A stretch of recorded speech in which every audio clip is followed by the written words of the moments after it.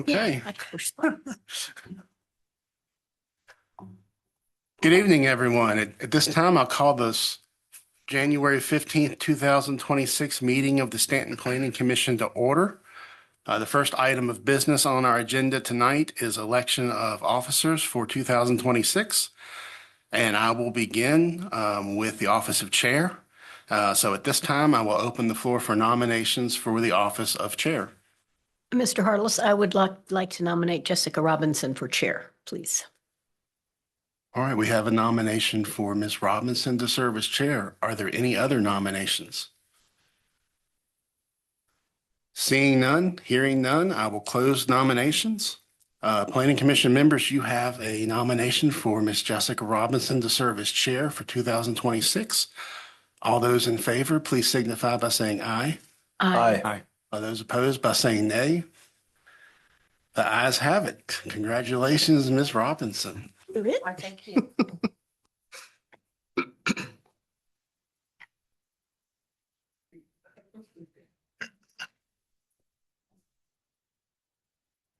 All right, and the next and last office is vice chair. Do we have any nominations?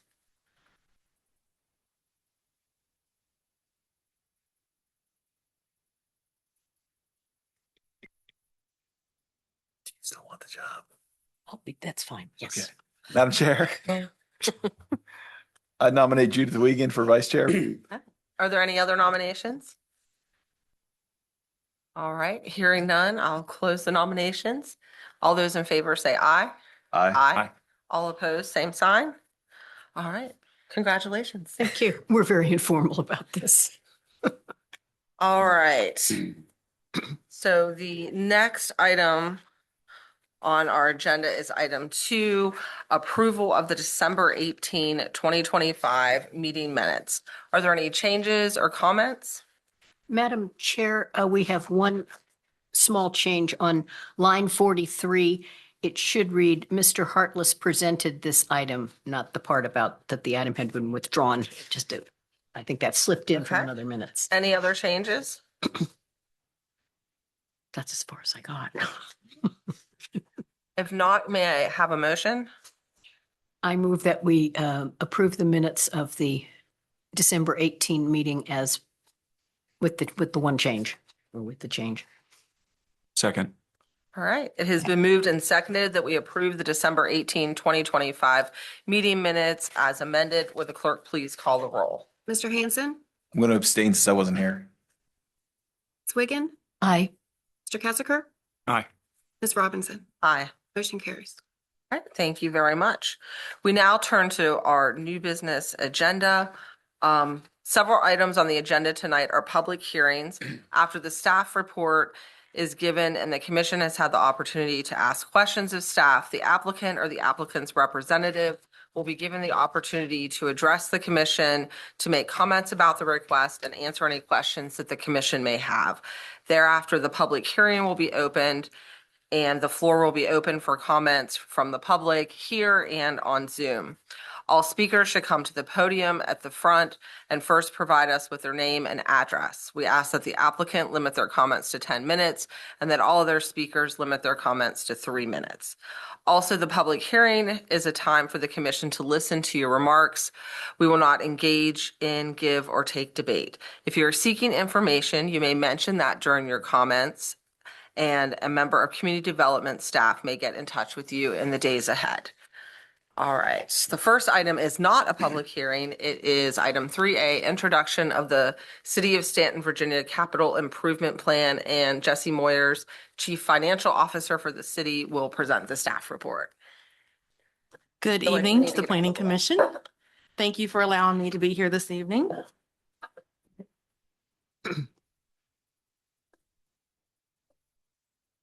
So as you know, we're required to update our 5-year CIP every year. And so we started working on it in September and the CIP committee met a few times. And so tonight I'm bringing you the introduction of the updated plan, which covers FY27 through FY31. So we will come back to the Planning Commission February 19th, and we will have a public hearing at that time. And then you are scheduled to adopt that night. If you have any questions for me as we move through this that I'm not able to answer, I can email you answers at a later time or bring them back to the February meeting. It gets introduced to the city council at the February 26th. It's usually the work session. April 2nd, there's another work session on the CIP, and then it usually gets adopted along with the budget at the second meeting in April, which is April 23rd. So the 5-year CIP totals only about 92,000, with the general fund making up the largest portion of that, followed by water and sewer funds. Stormwater is at 3.6 million. Environmental fund is 1.4, and schools is about 6.2 million. So we have a few reserves that we fund on an annual basis that you've seen in the CIP year after year. So I'm only going to cover the ones that would be new to you or that have changed. So this one is not necessarily new, but it was not in the draft plan that you guys adopted last year. This was set up during the FY26 budget process, where we took our real estate rate went from 89 cents to 91 cents. And that 2 cents was put toward infrastructure improvements in the city, with the first focus being on the wharf tunnel repairs. And so that will be an ongoing reserve using that 2-cent tax rate increase. Environmental sustainability, this is one that was added based on council's Staunton plan. And so we have proposed funding starting FY27 at 100,000 and then working our way up over the next 5 fiscal years to 250,000.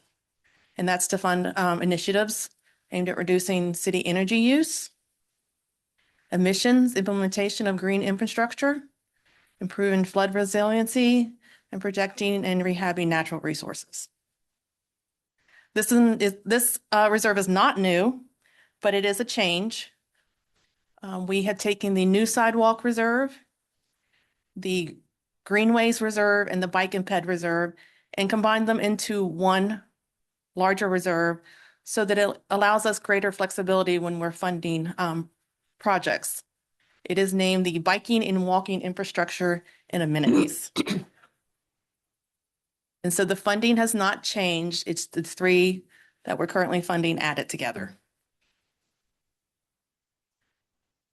So running through general fund projects, this is not new. This has been in our plan. I did receive information today that the Uniontown sewer extension, we will need to update the estimate.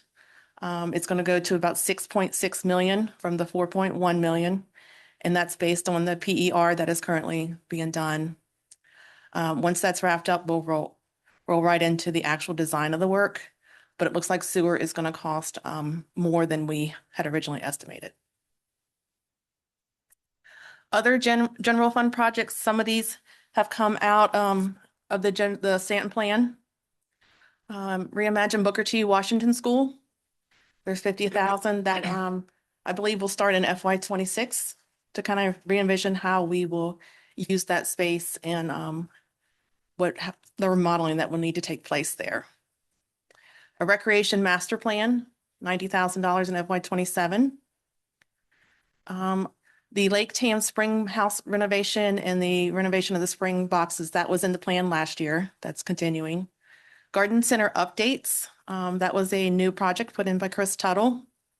That is to update flooring and the ceiling. The drop ceiling is in desperate need of repair.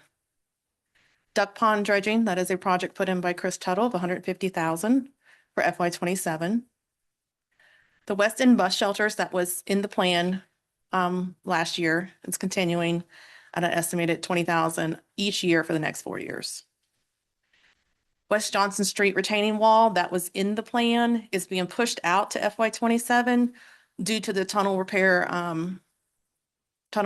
and not wanting to shut down that section of Johnson Street in addition to the tunnel repairs that will be happening.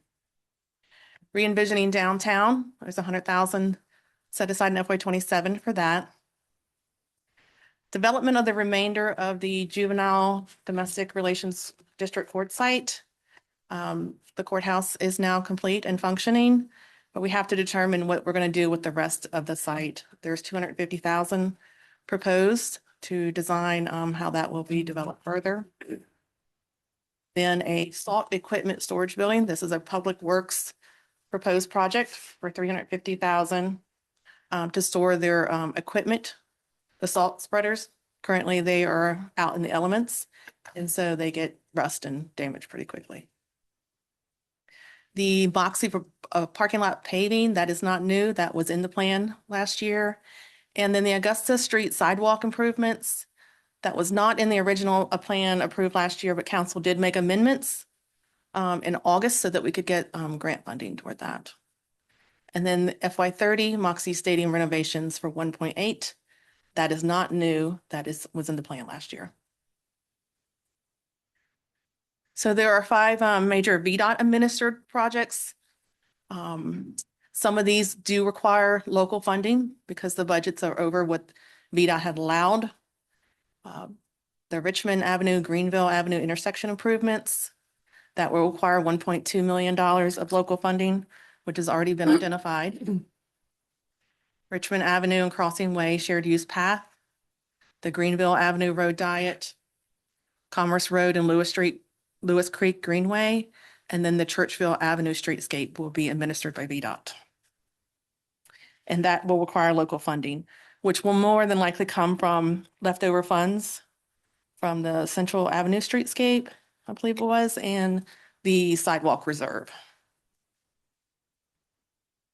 So unfunded city projects, just wanted to mention, we have a few of those. It's only about 82 million. New police station with an estimated cost of 23.4 million. A new fire station at 18 million. In addition to fire station number 2 at 6.2. All 3 of those are based on the public safety facilities study that was done. I believe it was 2 years ago, maybe 3. Frontier Drive improvements, 10.4 million. And then there were various streetscape projects in our unfunded of 24 million. Water fund, we have an annual water fund line replacement of 450,000.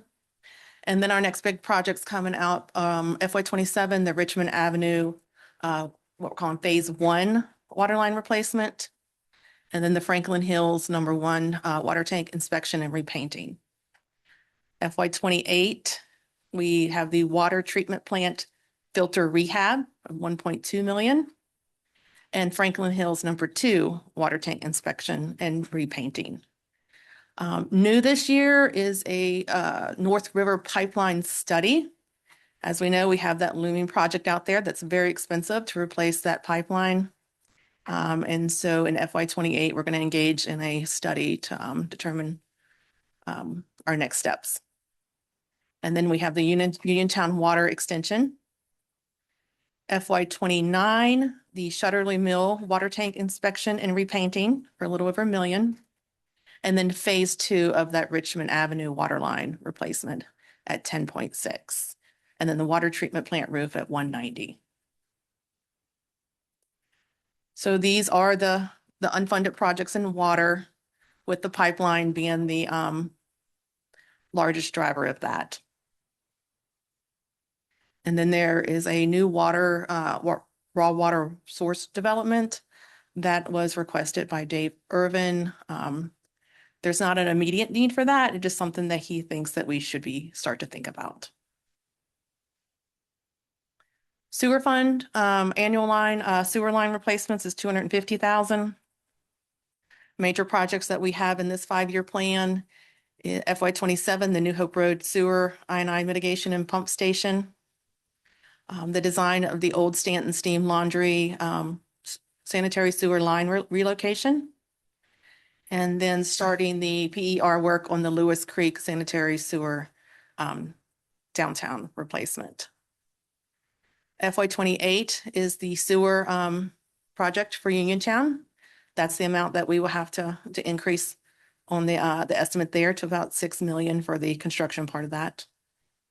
And then we move into the design of the Commerce Road sewer line, phase 2. FY29 is Locust Avenue sewer replacement and the construction of the Commerce Road phase 3. So FY 2030 is the Sherwood Avenue sewer relocation, 250. And the design of Lewis Creek, phase 3 and 4, 300,000. 2031, we move into construction phase of 3 and 4, and then the design of Institute sewer line. Stormwater projects, FY27 is the Asylum Creek, and FY27 is also the Staunton High School. These two are currently being studied by Timmons just to make sure that these are still our number one priorities and that we can get the MS4 credits that we need. So they're kind of on hold for now until Willow gets that study back. And then FY28 is the Green Hills Industrial Park basin retrofits. So the school, the introduction of their plan was done at this past Monday at the school board meeting. I'll walk you through some of their projects. A lot of these are maintenance, big maintenance projects. Shelburne Old Gym HVAC for 150. Shelburne generator, that cost has nearly doubled the original estimate at 630,000. Chromebook replacements. If they keep the same number of Chromebooks, they will have a large unfunded amount in FY29. These are the Chromebooks that were purchased during COVID to allow for at-home learning. The Dixon School generation, generator, 300,000. ADA ramp at Ware in FY28 for 300,000. FY29 is planned for a track bathroom at Staunton High School, 350,000. And then FY29, a Dixer boiler replacement, 500,000. They also have a few roof recoatings, which are done about every 10 years to keep the warranty of the roof up. Shelburne Middle School in FY27, Dixon in 28, McSwain in 29, and Staunton High School in 2030. Parking lot repaving, the next 3 parking lots they plan to do are McSwain in 27, Bessie Weller in 28, and Ware Elementary in 29. And then they also have 2 other reserves for furniture and equipment and vehicle replacements. So their unfunded projects total about $160 million. The renovation of what we call the VCTC Technical Center and the Governor's School. The Staunton share of that would be almost $10 million. We are in that with Augusta County and the city of Waynesboro. And the Shelburne renovation, that is their number one priority right now. And that's a $60 million renovation of the middle school. They have also put forth a project in 2030 for Dixon School renovation at $60 million and 2031 operations facility at $30 million. As of right now, these 4 projects are unfunded. So I went through that pretty quickly. I can take questions. Before I do, I'd like to give a huge shout out to our CIP committee, which is made up of many of the department directors and 3 members from schools, and just thank them for the work that they did on this. I did have a question. A lot of the water fund and sewer fund, I was wondering if any of those, especially the sewer part, was to help with the flooding that we've had in the downtown and the wharf area for up in the past, if there's any connection between those. For the sewer projects, Well, it wouldn't be For the- sewer, it would be, I mean, they have, asking. stormwater. Stormwater was one of the considerations, but yeah, is it a stormwater issue? I don't think sewer would help with flooding. Lyle could speak to that. No, okay, thank you. The stormwater projects, flooding is part of it, and then the other part is the MS4 credits, focused on nutrient reduction and stuff. Thank, What was the increase for the Uniontown sewer? Are we under design? Was that a design? We are Refinement? finishing up the PER Okay. before we go into actual design. Okay. The PER is showing that the sewer estimate is not, it's under what it needs to be. Okay. We have, I think, 375,000 for design and 3,750,000 for construction. And sewer is going to need need to be more like 600,000 for design and 6 million for construction. As far as we know right now, the estimates are okay for the water side, but we won't know for sure until they finish that work. Are those changes driven by design considerations or just cost increases as they've been working through the process? I'm gonna let Lyle answer that. So we just received the draft of the PER like this past week, and I had a meeting on update on that yesterday. And basically, it's mainly just getting updated costs. I think those were older. We did the original back in 2021, and then some real high level estimates were done about a year ago when we applied for a grant. And so as Timmons is getting into a little more into the weeds with the PER, they're finding out going to have some additional costs. So they're getting closer to that. So we hope to have a better, more accurate idea here once we get the PR finalized. Thank you. Lyle, what's a PER?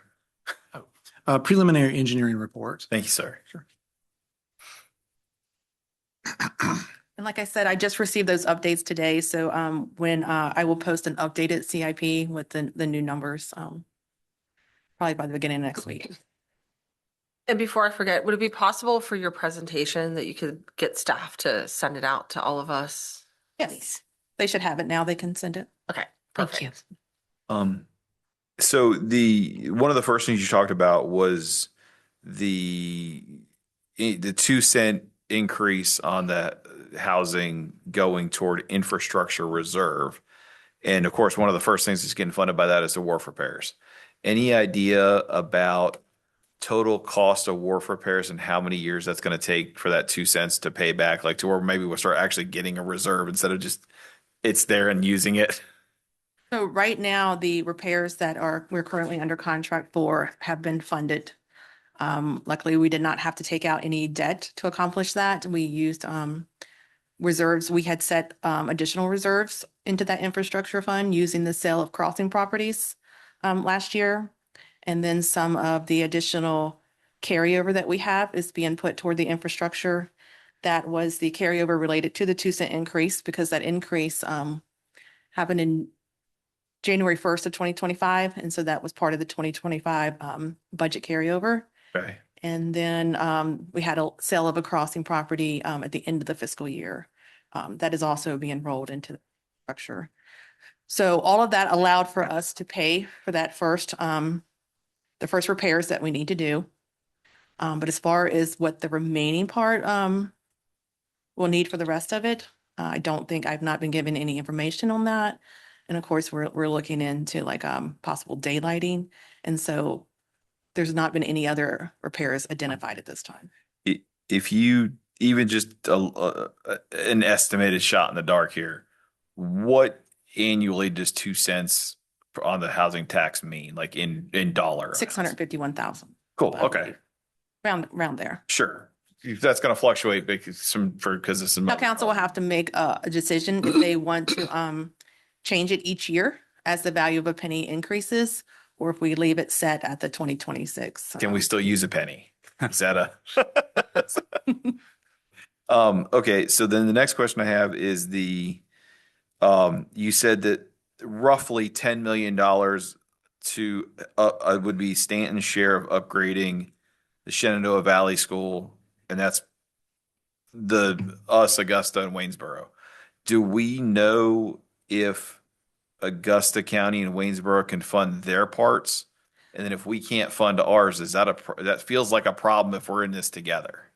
So as far as I know, Augusta County does have the funds to fund theirs. I'm not sure about Waynesboro, and schools are currently in negotiations, determining their best course of action Okay. related to that. So I guess what we get into is if it's going to happen, we're going to have to pay our fair share. I would assume whatever the negotiation comes out to be. What would the tactic be then? Again, thinking high level, at least, how do we get there from here? If in fact we have to fund our share, if we're going to still keep using the facility. More than likely, it will be a debt issuance if we have to Okay. fund that. Gotcha. And I'm gonna, not to keep everybody's time, but I do have one last question, and it involves the Moxie Field thought process. In fiscal year 29, we're showing that we're funding basically repaving the parking lot. But then in 30, we're funding the stadium renovations. It kind of feels like the stadium renovations are going to tear up the new parking lot in 30 if we repave it in 29. It kind of feels like we're out of sequence there. Shouldn't we do the stadium first and then the parking lot? Because that's the only access point back into there with heavy construction equipment, right? At the 1.8 million, it would not be a full stadium renovation. It would more likely just be field improvements.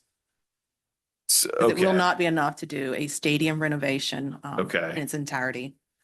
Okay, because I thought, so that's come off the table then? I thought that was at some point on the table at least. Like a full renovation? Yeah, Yes, but the funding is what will okay, that from happening. gotcha. Based on the estimates that we received for the early design work that was funded through the ARPA funding. Gotcha. Okay. And circling back to the schools, what percentage does each locality contribute approximately? I believe Stanton's share is 25%, but we only have maybe 13% of the kids there. And that funding agreement, it dates back many decades. For the VCTC, yeah, 25, 50, 25, 20. Yeah. And does that term out at any point? Is it re-upped or how is that structured? Currently, they are in negotiations about that. But there's no end term. We are part owners of that building currently. Okay. And then what is, I think it was $30 million for an operations center. What is that for? It would be for transportation, maintenance, and cold food storage for the most part. Now, that's the intent is the Evers property they purchased. Yes. Okay. Now that we have purchased the Evers property and Earl has been able to do some upgrades, most recently he's working on upgrading the electricity. That kind of alleviates the immediate need for that. So more likely it would be pushed down the road further. And then the salt vehicle storage, is that going to be at Public Works? Yes, it would be Okay. at Public Works. The majority of that cost is in the preparation of the site and the concrete work. The building itself, I think, is only 60 to 80,000. It's more like a metal storage building. Right. I'm curious, is the third raw water source, is that just a need today, or is that a contingency in case North River is astronomically It is expensive? not a need today. I think it's just a worry of Dave Urban's that if something were to happen at Gardner Springs or the reservoir, that we would need a third one identified.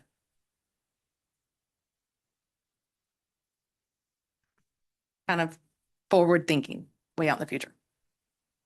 Is that? Yes. Any other questions? Well, thank you for being. So you're thorough always and- welcome to call me or to email me as you think of questions over the next few weeks. And I can track down answers for you if I don't know them. But other than that, I will see you in February for the public hearing. And this, not just only the presentation, but the actual draft document will be online. so It they is can look at online. Yes, Okay. it was posted Thank you. last week, I believe. Good, thanks. Thank you very much. All right, thank you.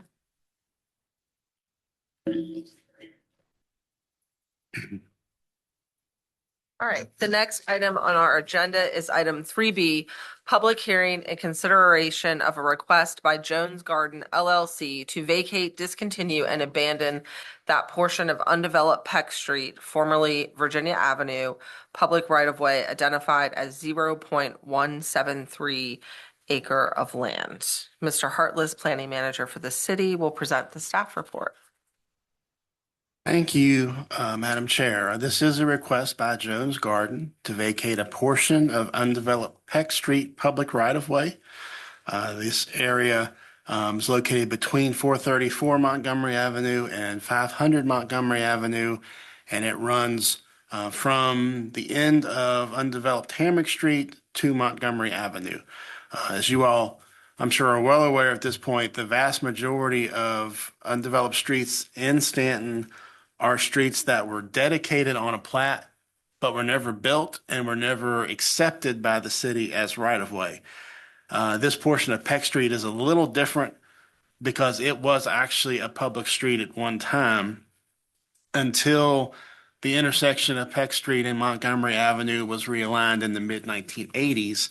And the result of that is that this is, although it's an undeveloped street, it is also public property.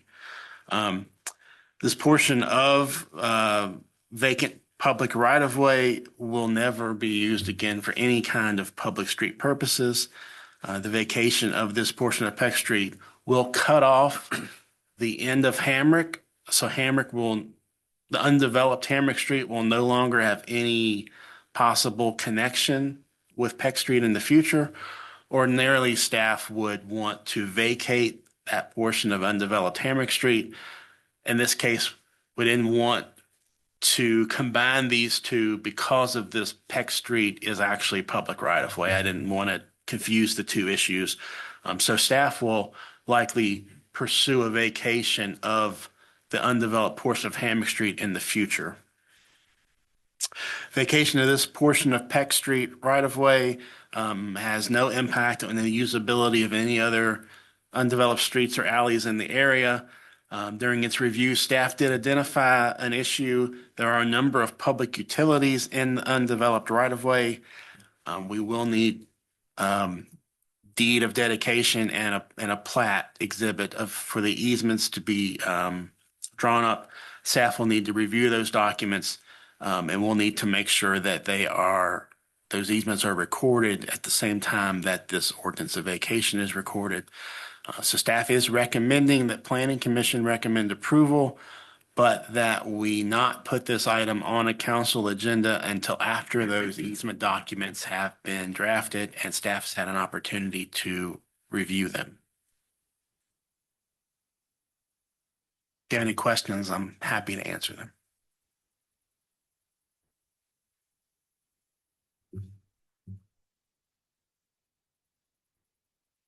Hearing none, is there anyone here to speak for the applicant?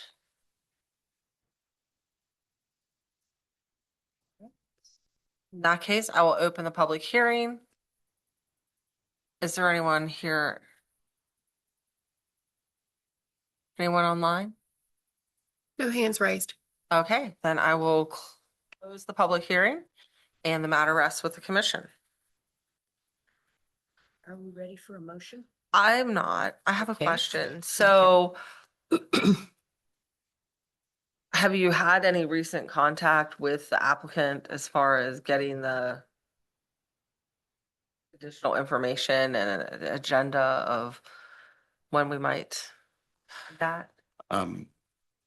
The applicant's attorney and I have discussed this in the past, but it has not been recently. At this point, I'm not certain when we might see those documents for the easements.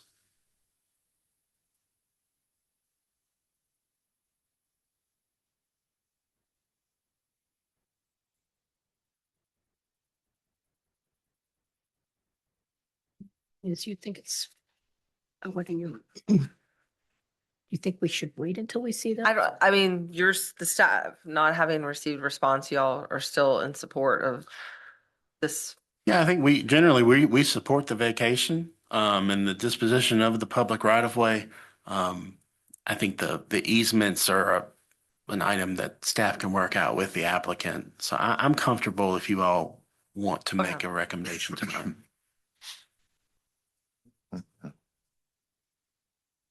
No, I just recall that this has been lingering for a little while. So I was curious. You okay? Okay. Madam Chair, on the basis that the vacation would serve the interests of public necessity, convenience, general welfare, and good zoning practice, I move that Planning Commission recommend approval of the vacation of that portion of undeveloped Peck Street, formerly Virginia Avenue, undeveloped right-of-way, identified as 0.173 acres of land with the following condition. Prior to this item being placed on a city council agenda, staff must review and approve documents dedicating easements for all public utilities in the undeveloped right-of-way. Second. Okay, it has been moved and seconded that Planning Commission recommend approval of the street vacation. Would the clerk please call the roll? Mr. Hanson, Aye. Ms. Robinson, Aye. Wiggin, Aye. Mr. Kesker. Aye. Motion carries.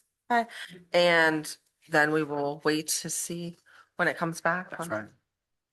All right, item 3C, public hearing and consideration of a request by Stuart Armstrong to rezone 912 West Beverly Street, parcel identification number 9168 from R4 High Density Residential District to B5 Mixed Use Business District. Again, Mr. Hartless, Planning Manager for the city, will give the staff report. Thank you, Madam Chair. Stuart Armstrong is requesting this rezoning of 912 West Beverly Street from R4 High Density Residential District to B5 Mixed Use Business District. The property is located on the south side of West Beverly Street in the block between Montgomery Avenue and Stafford Street. And it's also located in the Newtown Historic District. Property consists of a building which is approximately 14,735 square feet, which is spread out through 2 floors. And it's on a lot which is approximately 16,500 square feet. The building was constructed in the early 1900s as the Dunsmore Business College, and it operated as the Dunsmore until 1977. For a short period of time after that, the building was used by the Valley Mission, but has largely been vacant since at least the mid-1980s. The current R4 zoning of the property allows for a range of residential uses from single-family, two-family, multifamily. The 16,500 square foot lot size would allow for up to 7 residential multifamily units. Over the years, staff has had many conversations with developers about development of this property, but that limit under the R4 zoning of 7 units and also the need for off-street parking has always been a problem that has hindered redevelopment of the property.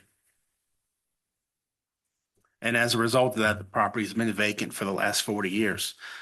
If this rezoning is approved, the applicant plans to create low-income multifamily units for seniors.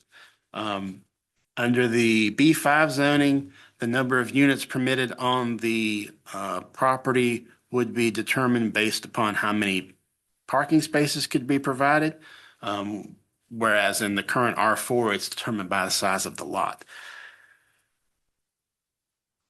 For senior living, the parking requirement is 1 space for every 2 units.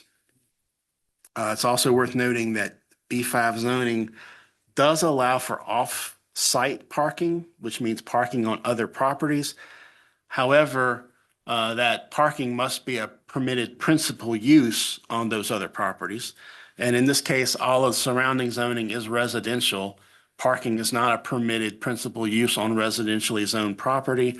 So in this specific case, the off-site parking option is not a possibility. They must provide all of their parking for these senior apartments on the same property with the actual building.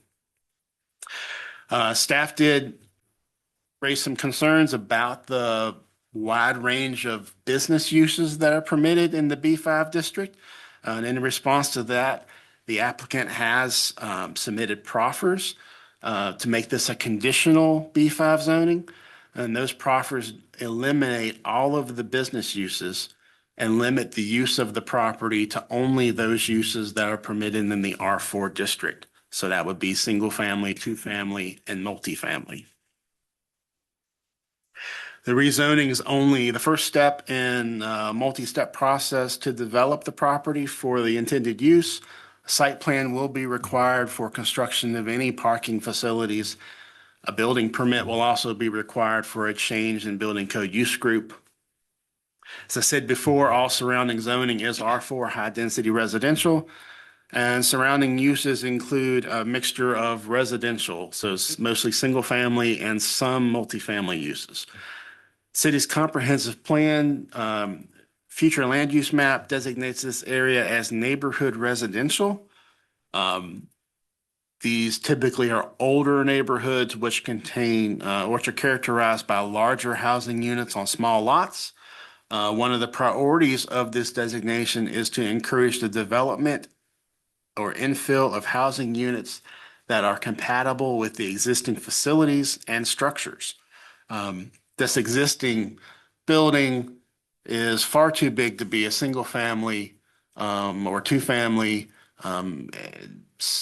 B5 mixed use business. Conditional zoning allows it to be developed for multifamily purposes, which staff believes is in line with what the comprehensive plan designates for the area. So staff is recommending that Planning Commission recommend approval of this B5 conditional zoning with the proffers that have been offered by the applicant.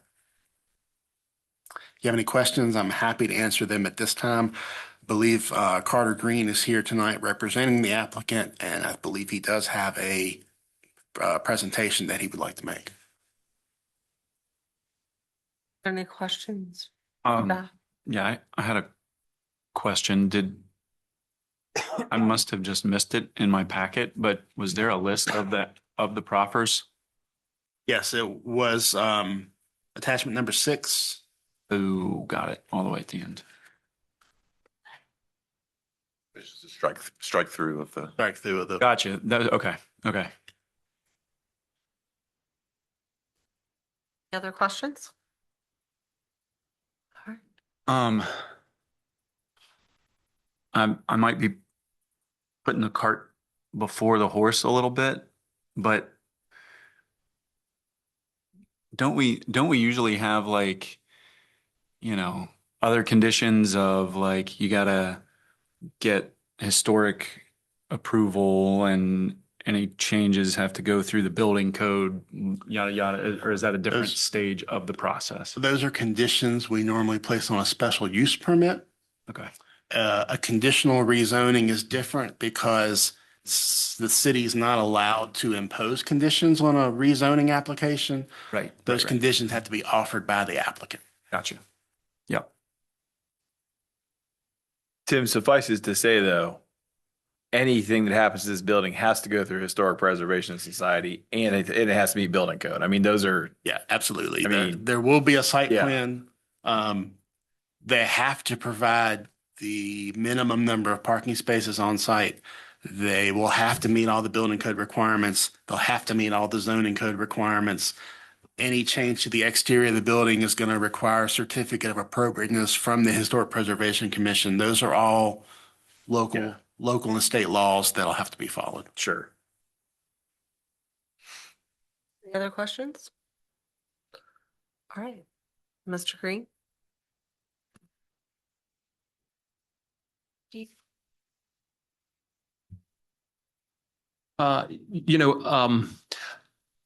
We did a presentation for the city staff and, is there, I didn't know that I was going to do a presentation tonight. If you have that available, we could run through it or I do. I'm not sure it's necessary unless everybody wants to see it again. I mean, We do have that PowerPoint.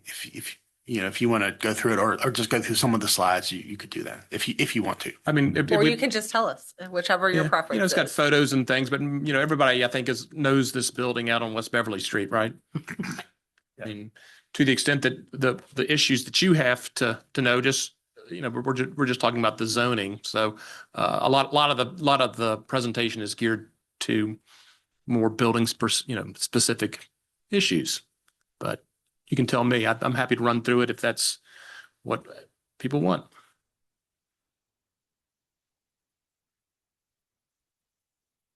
I think it might be good for them to see some of the pictures at least. Yeah. Okay. Okay. Do you have that, Linda? You don't need to go through the whole thing if you don't want to, but just some of the slides. I can move it along real fast. Can you talk to us about some school stuff first? That'd be good. That's what's up on our screens now is Sand City Schools.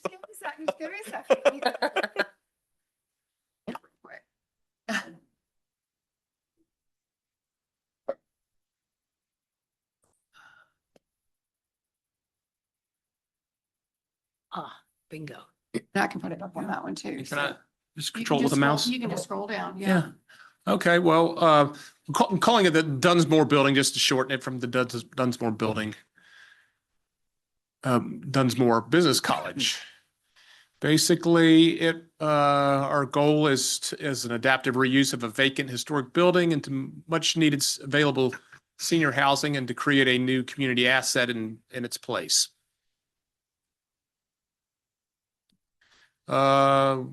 It's kind of an interesting history. It started in West Virginia. They were training people to go into the coal industry. The building was built in 1901, closed in 1977. We're actually going to do 15 total senior apartments. And there's going to be a community space that's really geared towards the residents of the residents of the building. New parking in the back, trash pickup in the back. There's going to be a new kind of catwalk for handicap accessibility. We're using low-income housing credits, historic tax credits, and we're going to be participating in a green building program. Here's our building. This is the front entrance on Beverly Street. And it hasn't been used for 40 years, so it's not in great shape inside, but the building has good bones, and there's some certain elements inside that will be retained as for the historic tax credits. Here's the lower level. It's all open. There's tiers in the lower level that conform to the slope of the site, which slopes towards the rear. You can see the downstairs is all open. It's kind of full of some salvage material at the moment. So here you go. Here are pictures. You recognize this building from different angles as you come into town from the west. And here's parking lot belongs actually to the neighbor. This is our building here. In the back, this is going to be the location for the proposed parking deck back here. We will be using housing standards will be followed. Historic preservation standards will be followed. We'll be having new utilities, sewer and water. And then here's our idea for the parking deck and coming in off of Anderson Street. And we have an easement to access this from the rear. And talked about the building code. And there you go. Two questions, and I'll start with the share. So there's like sort of like a shared driveway now. So that is an easement over the adjoiner in favor of, and it's a recorded easement. Correct.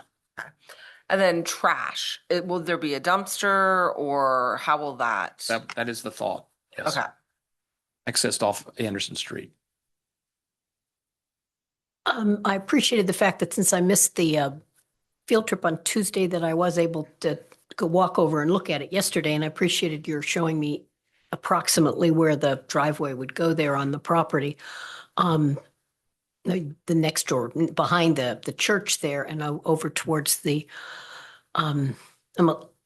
building itself. I'm a little bit concerned about how much space you really have for the parking lot. I saw it in the plan, so obviously you've measured it and you've figured out if you can get the spaces in there. Are you going to 2 stories of deck, 2 floors there? Well, there'll be the ground level and then the raised level. And the Yeah. ground level would be accessed right off of Anderson Anderson Street. Street. Okay. It's tight. It's a Mhm. tight site. Hope all these people can still see well enough that they can park their cars. Yeah. True.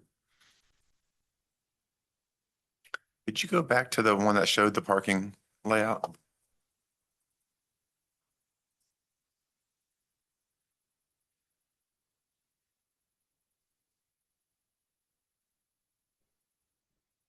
Is on-street parking allowed to count towards their requirements? So in the B5, you can count on-street parking when it's contiguous to the property. In this case, there's no on-street parking that actually touches the borders of this property, so that we can't count any of the on-street parking.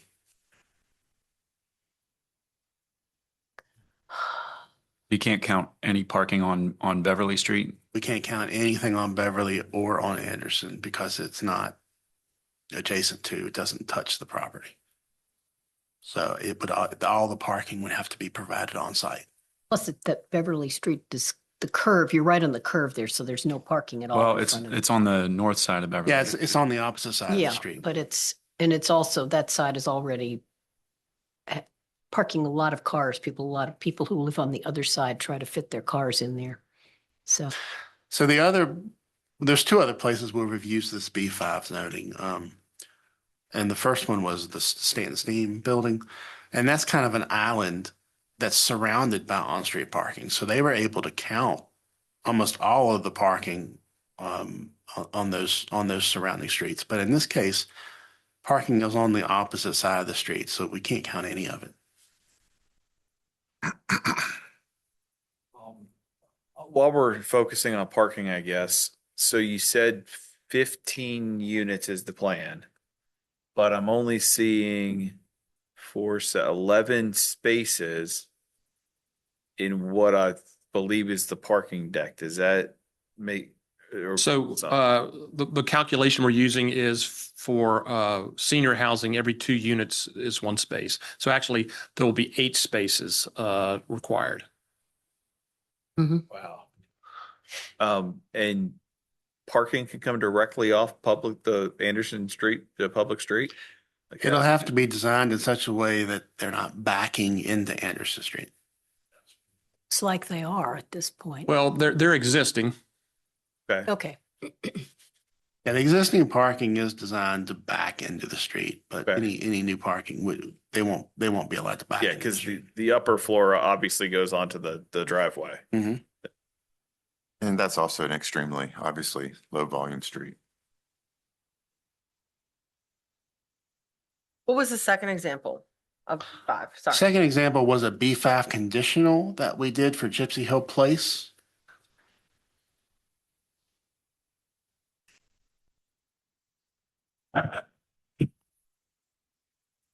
Any other questions for staff or Mr. Green? All right, thank you very Thank you. much. All right, with that then, I will open the public hearing and invite anyone here in the audience today that wants to speak to come up to the podium. As a reminder, if you'll give us your name and address first. I'm Rebecca Jones. I live at 908 Anderson, and I'm nervous. Take There your is time. there is no parking on Anderson now. I'm not even allowed to park in front of my home because the mailman won't deliver if it's blocked. I'm having to take somebody else's place in order to leave mine open. I mean, it's very crowded. They told me when I moved up here, it was a 2-way road. There's no way. I mean, I just know it's so limited on parking.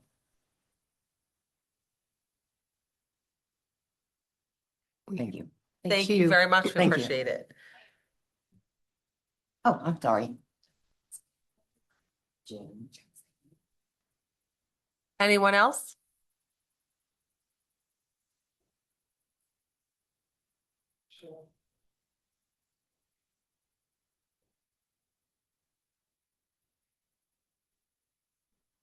Yeah, Louis Full, I live 920 Anderson. I was trying to figure out how close to my house would this parking lot be?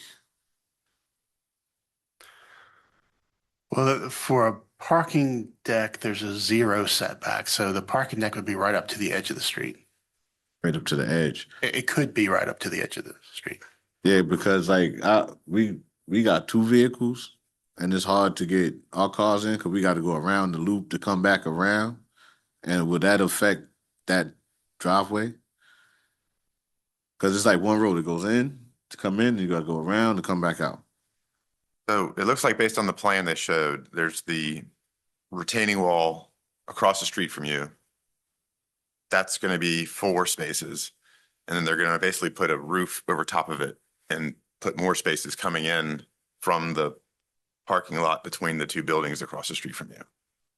Yeah, yeah, I don't see that really working for the residents on the block.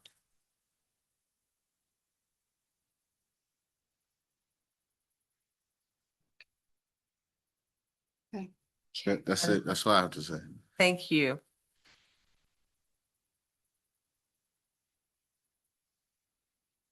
Anyone else? Is there anyone on Zoom? With their hand raised, I guess I should say. No, ma'am. All right.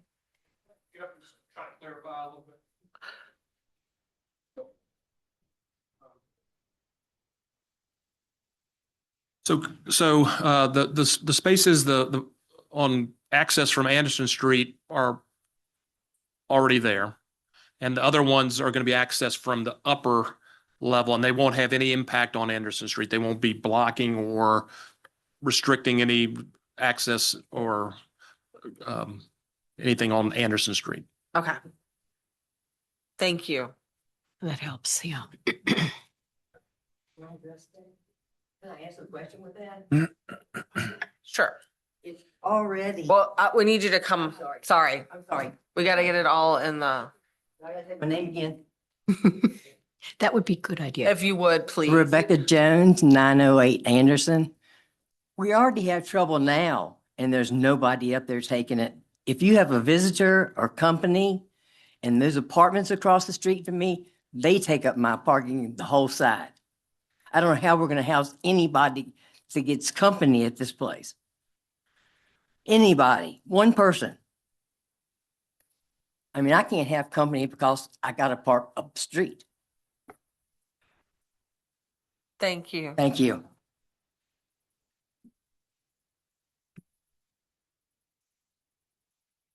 Last chance. Anyone else?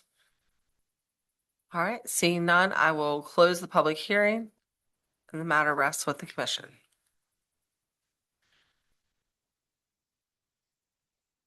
Sure, if you don't mind, I'll say. Please.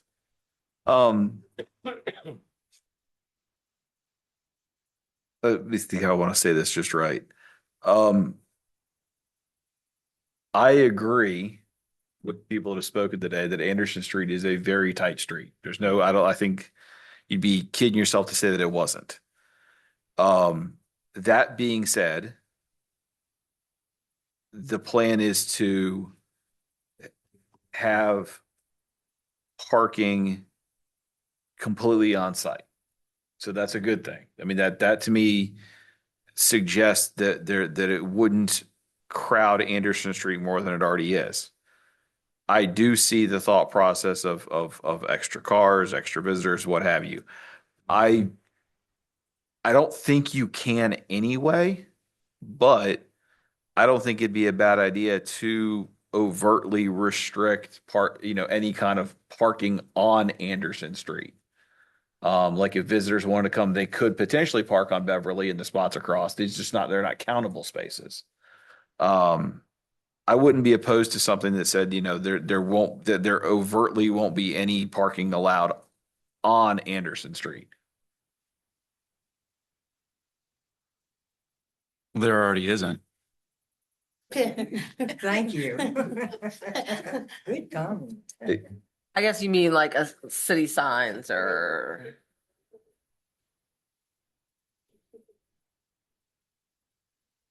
Explain. Well, my comment was related into the actual parking counts. You're not allowed to count any No, frontage on Anderson. You're not allowed to park on Anderson as part of your parking counts. So I guess what I'm suggesting is you have required parking in parking counts, which is what we're talking about. But what I'm hearing is also people that may potentially park there anyway versus required parking numbers. I don't think I actually agree that we don't want to make a bad situation worse. I think that's fair to say. I guess what I'm suggesting is not even just the required parking, but somebody coming to visit their friend that doesn't realize that it has to be in those spaces that might potentially park on Anderson Street, even in a non-required parking space situation. That they would be, you'd want to gear them towards parking maybe across the street on Beverly or something to not crowd Anderson more than it already is. Is that maybe worded better, Scott? Yeah, no, I get what you're saying. And I wasn't paying attention when we rode by. There is a very faded no parking sign that I can see on Google Earth. I don't know whether that may or may not still exist. On that same side of Anderson Street. I legitimately don't know how you'd park on Anderson Street anyway. Anyway. Yeah. I But know. it's just from a physical standpoint, but. Well, there's cars parked here on this picture. Yeah, the no parking is just on the Right. non-curb, Way in. non-curb side. Yeah. Right, yeah. Is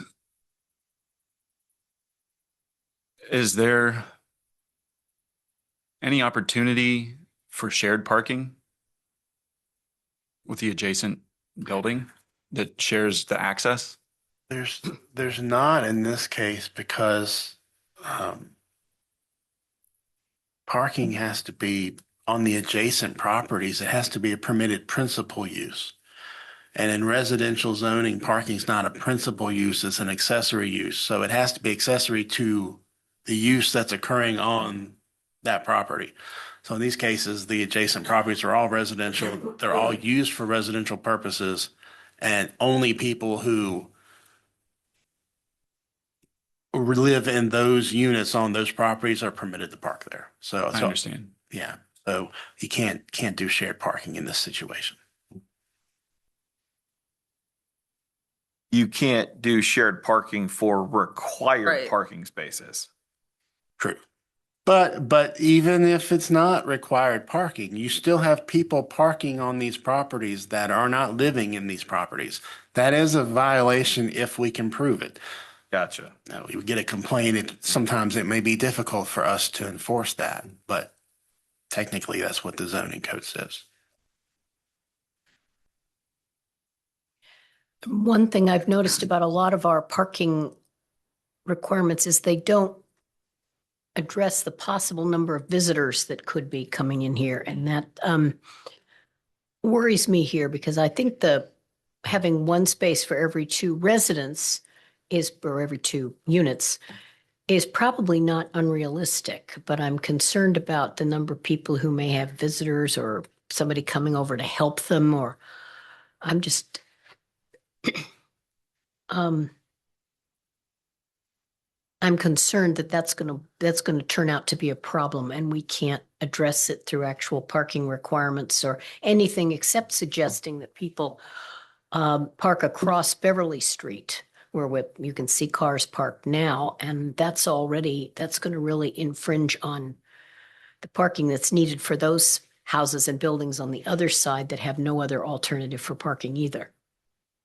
And to get to the heart of the point, that is maybe I'm missing something, but to me, that seems the only reason to pursue this zoning in the first place is the Ability to Black's parking put the standards. parking there, with yeah. The setbacks and just, to point that out. Mhm. Like, Yeah. Yeah, it's the setbacks. That's the real advantage to this zoning. It allows a higher density and it allows a parking structure to be built with a zero setback, whereas the R4 requires a 25-foot setback. So in a straight R4, the parking requirements are going to be the same as what we're talking about here. Yes. That's just the setbacks that, For housing for the Different. elderly in an R4, it would be the exact same requirement. It's just that. which would be a buy rate. but you can also get a higher density of units. Yes. In But you could do R4, that in straight R4 too. in R4, you can have Right. 7 units which would require 4 spaces. Based on the lot size, is that correct? Yeah, based Oh, on the yeah, lot right, lot size, you size can have versus 7, building. you can have 7 multifamily units. If they were designated as senior apartments, then you'd have to have 4 parking spaces.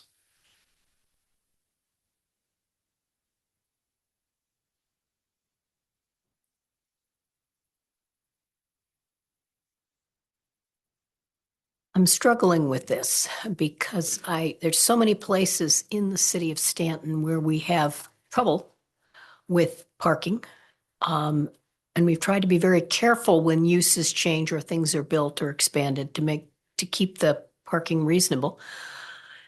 But I'm looking at this building that's been empty for 40-something years, and other people have apparently approached the city and asked about it. And this is the first proposal that we've actually seen come before us that has a realistic possibility of being built.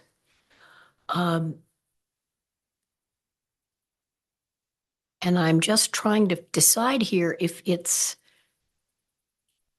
worth recommending that they go ahead with what looks like 11 spaces, which is more than they need or more than they're required to have.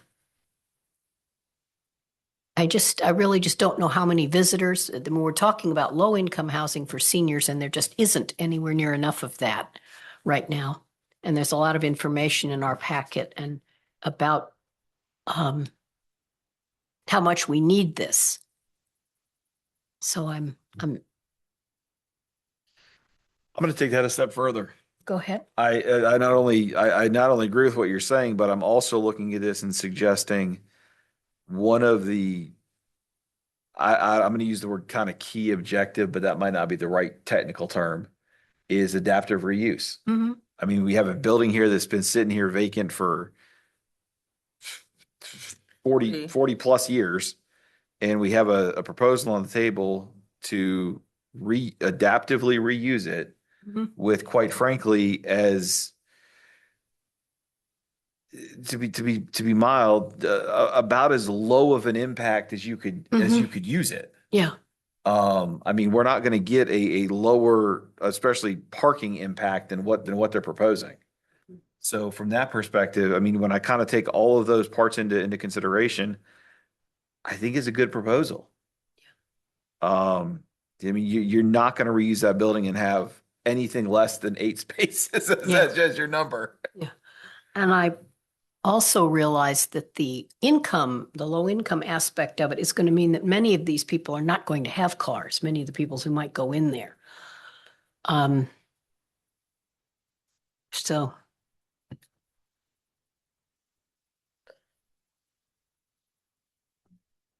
I keep coming back to, the 40 years and vacant, and this problem isn't getting any better. Mhm. And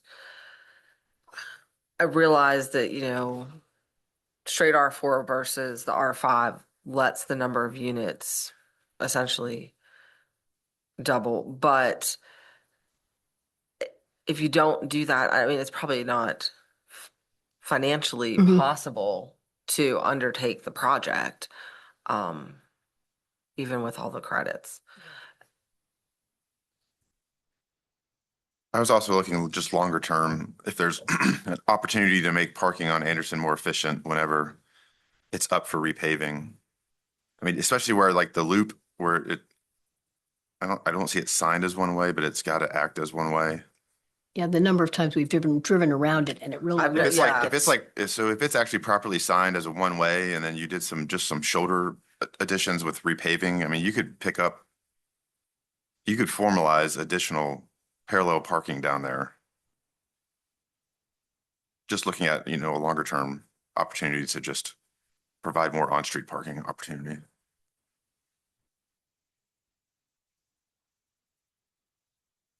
And that would at least help the current residents who are Yep. nearby. Yeah, that's what I was thinking. Well, shall we have a motion here and hope that this will work?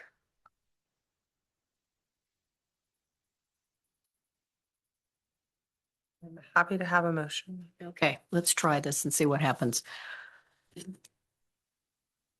On the basis that the rezoning would serve the interests of public necessity, convenience, general welfare, and good zoning practice, I move that the Planning Commission recommend approval of the rezoning of 912 West Beverly Street from R4 High Density Residential District to B5 Mixed Use Business District conditional with the proffers offered by the applicant. Second. It has been moved and seconded. The Planning Commission recommend approval of the requested rezoning for 912 West Beverly Street, parcel identification number 9168. Would the clerk please call the roll? Robinson, Aye. Jessica, Aye. Aye. Wiggend. Aye. Motion passes, carries. All right, and this will be on the February 12th agenda at 7 p.m. That's correct, in this room. Thank you all for coming. We Mhm. appreciate that. We've been down on Anderson Street Mhm. many times, so we know exactly what you're talking about. We will hope that we've made the right decision and we'll watch for opportunities for the repaving that Mr. Campbell mentioned. Dividing it too, because you can't, like two cars, if one's coming. Right. you can't- It would- They're coming around, I mean, they almost literally gotta be careful, because you make them smack into you. Apartments up on I was just Beverly, asking. across from me. Okay. Oh, wait, we hear you. I'm sorry, I started That's something. okay. I just, We'll flog her Yeah. later. I just wanted you to know we did hear you and we are concerned.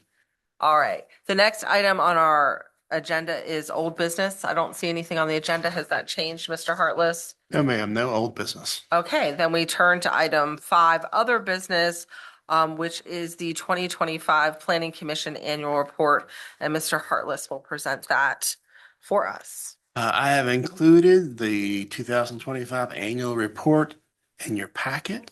I hope that all of you had a chance to look at that. If anybody had anything you saw that you think needs to be revised, please let me know.